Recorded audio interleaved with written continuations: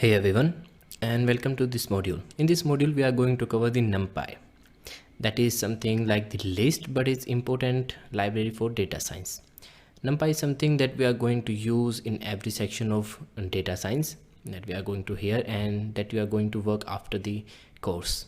So Numpy is just required to be installed on your computer. So for that, just open terminal or command prompt in Windows, and if you have already installed the Anaconda, then this is installed with the Anaconda, then you did not require to install that.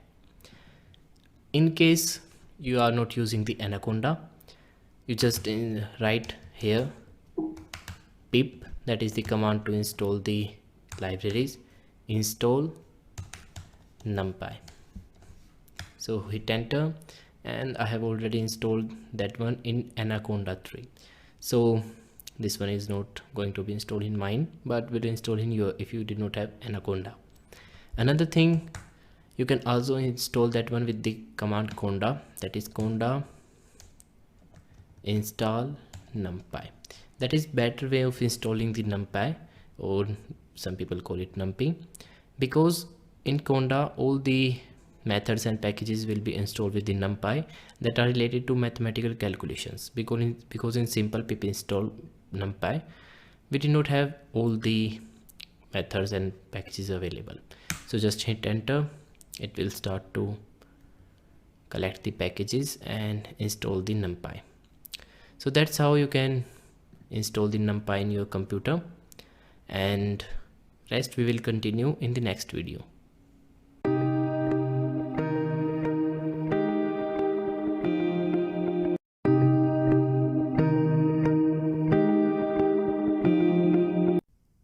Hey everyone, and in this video we are going to learn that how we can declare and have numpy in our program. So in this section we are going to work on Jupyter notebooks, not on Atom, because visualization is more easy on the Jupyter notebooks. You can get a proper interface there. So here I have my cell, and I have already removed the things there. You can also have this interface by just you can click on view and hide these and make these bars appear. So for a clear view I have hide all the things there.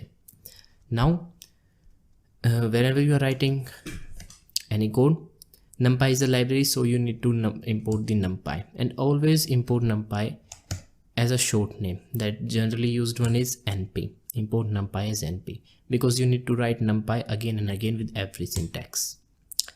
So now the numpy is in our program. You can make the programs with numpy. Now the thing is what the numpy is. So numpy is something like if we have a list, that is a list of lists like 1 2 3, then here we have 4 5 and 6, then again 7 8 and 9, something like that. Shift and return. Now if you print this one, you will get a list like this. So numpy is just a library that can help you to make the list 2D and 3D, so that you can plot them on graphs and analyze the data. That's something like if I make another variable, that is y is equal to make any list or to declare any list as a numpy, we use np.array, that is this one is an array, and then the list there. You can also pass the direct this list in that one, and just shift enter. Now if you print y, you will get something like that. This is a 2D list. You can also make something like here a list of lists, that is another list within these lists, then that will be a 3D list, and that will be something like here I have this one, and then comma again 1 2 3 comma 1 2 3 and close this one. Now this second one and third one just like that. Command C this one whole, command V, comma, command V, shift enter. Now if you print this one here, this one you will get something like that, and now you will get Y like this. Here this one is a 3D view of this list, and we cannot have a 3D screen, and that's why this one is like this, but this is a 3D view. So that's how you can have the numpy in your code, and that's how you can declare the numpys with any list. So this is all about this one, and it's very easy to have in your program. So thanks for watching, and we will continue in the next video.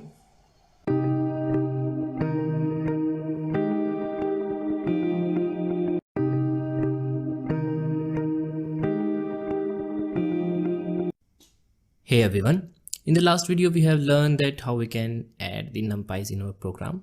Now we are going to focus on some methods of numpy. That is something important one, and we will begin with some basic methods that are for creating the numpys. So if we have a list, that is, we take a list X first as an example, that will be a 1D list. Another one, that is Y, that will be a 2D list. And here we have one, not in this one, 1, 2, 3, 4, 5, 6, 7, 8, 9. That's it. Now first, if you have to convert this one into an NP array, then you will do something like np dot array and pass that particular list. This will convert that list into a numpy array. In 1D they will be same like this one, and here this one, if you print X in command here, these are just nearly similar, but this only get the array. And to convert the 2D, you will just have these kind of matrices. These are the matrices. Those who are not mathematical students, these are known as matrices. This thing is known as the row. These horizontal lines, these vertical lines are known as the columns. So these are something you can imagine this one as a variable in which you can store any data in trays, and every tray have some particular number of columns. They may be equal and not be equal. When they are equal, like here we have 3 rows and 3 columns. In that case, the matrix is known as a square matrix, in which we have rows and columns are equal. In matrices, we denote the rows with I and columns with J. So when I equal to J, it will be a square matrix. The both combined are known as the odd row matrix and denoted by I cross J.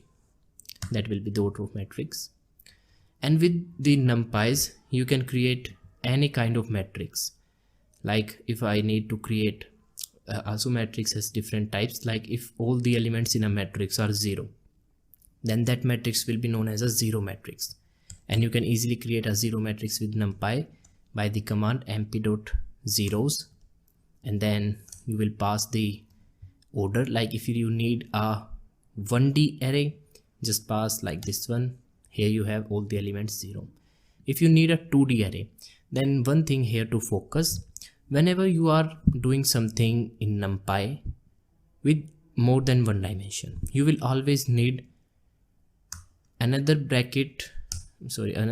set of parentheses inside the parentheses you are working in to declare that particular dimension. For every dimension, one inside parenthesis. Like if I need to have 2D, then I will use this thing inside the parentheses. So it's generally I'm using a tuple because tuple is defined in parentheses inside the parentheses. Now hit enter, you will get this one. Here we have the order 3 rows 2. So we have 3 rows and 2 columns. You can have any kind, like if I write 3 rows 20, I get this one. Here there are 20 columns and only 3 rows.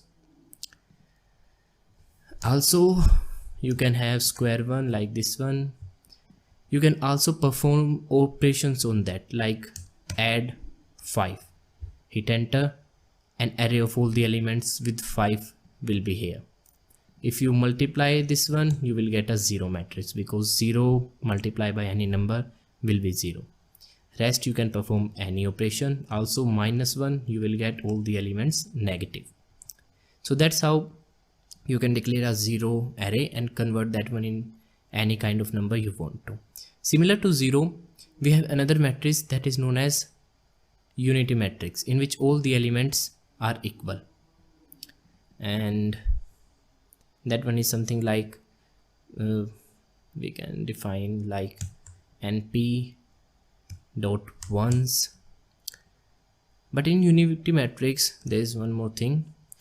The elements that are 1 are only diagonal, like this one. This thing is known as the diagonal, that is the line joining the corners. Here this one and this one, like this one, they both are diagonals. And in unity matrix they are all 1. In identity matrix all the elements are equal. So this is a difference between identity and unity. I get confused in both of these.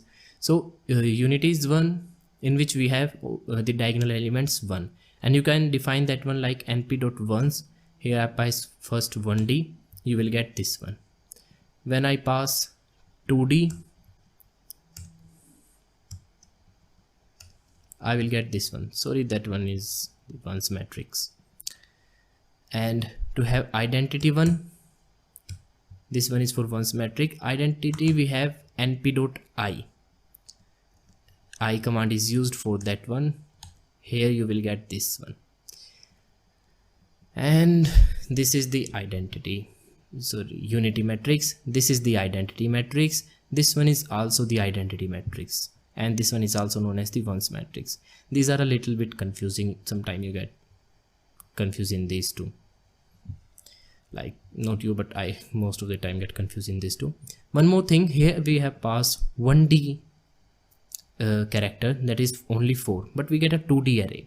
That's because all the matrices that are square matrix will be only in 2d, and for that we require only one parameter. That's because in square matrix I equal to j, and you cannot have a matrix in which there is a diagonal when I is not equal to j. Like in 2, 3 cross 4, here if we draw a diagonal, then this one and this one, then we require fourth one also. That's why only in square matrices we have diagonals, and whenever we define any matrix that uses diagonals will be a square matrix and just require one parameter. So that's about this one, and enough for the matrices. Now some more concepts, like, let me clear this and this one also. Now we have done with the matrices method, that how we can create with them. Now there are some methods, like if you need to create any array at a particular range, like np.range, that is 10. So here's how you can create that. Like if I need a matrix of one dimension up to 10, so you will get a matrix up to 10, and 10 is not included because in range you know that upper limit is not counted, but we have 10 elements, that because we have 0 also. So that's how you can create any kind of array. Like 100, I get an array of 100, and this one is also 1d, not 2d. 2d is when we have different set of these brackets. If you want to have 2d, and you just directly pass something like here, no, this one for 2d, like if you pass this one here, you will get a 1d for these, like from 3 to 10, in which 10 is not included, and always the lower limit is included, upper limit is not included. And if you want to have a 2d array with this command, like I have 50 elements, then how to create that? We use a different method in this one, that is first np.arrange a list of 50 element, or we can say that array of 50 elements. Then dot, we use reshape method to define the order of that matrix. Like if I need a matrix of in which 50 elements, then 5 rows and 10 columns, and hit enter, you will get a 2D matrix. Here you can see we have these brackets for every row and 5 rows, 10 columns. So that's how you can create a 2D matrix with this one. And there are a number of ways you can create with any way. I'm just focusing on the basics one, so you will understand better. Now this is another method of creating this one. Matrix is done, reshaping and arranging done. Now we have something known as linspace, that is also known as the linear space. That's something like if I have 100 elements, or not 100, if I have just you can assume 10 elements, and I want a matrix, or we can say that array, in which we have 100 elements, each are linearly spaced, means the difference between every two is same. Then we use the linspace method. This one is also a important one while performing the visualizations. Here we just use lin and then space. Lin means linear and then space. Then the brackets, if you pass something like in this bracket 5, you will get error because this require more than one parameters. And if you do something like this one 0, 1, hit enter, you will get a number of elements here, each of which are linearly spaced. If you can notice here 0.2, then 0.4, this one is 40816, this is its double. And if you want some specific number of items, like in 10 I just need 5 elements, then you pass the third parameter also, that defines the how many numbers do I need. Hit enter, you will get 5 elements, and each are linearly spaced, like 0, 2.5, then 5, all three are different by 2.5. Then we have 7.5 and 10. More common example, if I use 2 here, I will get 0, 10, because the 10 minus 0, 0 minus 10 equal. If I use something like 100 here and 5 here, hit enter, 0, 25, 50, 75, 100. So here I have only 5 elements, each of which are linearly spaced with 25. The difference is 25. That's how you get a linear array that is linearly spaced. After that, few more methods. Like if you have this array, you want to find the maximum of this one. So first you need to create that one into a numpy, that is x np dot array, then the x. Hit enter. Now here, let me remove this one. Now if you want to find the maximum of this one, you just need to use this one, x dot maximum and parentheses, you get the maximum value, that is 5. If you need the minimum, then x dot minimum, hit enter, 1. Also we have different methods for maximum and minimum, about which we will learn later. If you need to find the index of these one, then you can also find the index of these one by using the arguments. After that, some random values, like if you want to have some random value, this is the last basic one. So if you got bored in the video, then please pay attention, this is going to be last basic. So if you want to have some random value, then we will use np.random, that is np numpy dot random. And in random we have few methods, out of which one is like, if I have this one, you will get 5 random values that are between 0 and 1. So this rand is used to have random values between 0 and 1. If you need negative values also, then we will use a n here, that stands for negative also. Then you will have some negative values also in this random values. They are differently spaced and randomly chosen between 0 and 1, and here also with -1. After that, if you want to have something like random value from any specific type. Like if you need integer value, then you use rand int, then pass the parentheses in which you want to have the random value. That is 41 is selected. Again, if you hit enter in this one, different one is selected. Again shift enter, 66, again 30. So that's how they vary again and again. And if you do something like this one also, you will have the same result. So that's how you can have the random values in integer form, in 0 1 form, and negative also. So we are nearly done with all the basics in this one. And one more I forget here, that is the index I am talking, but I did not told you there.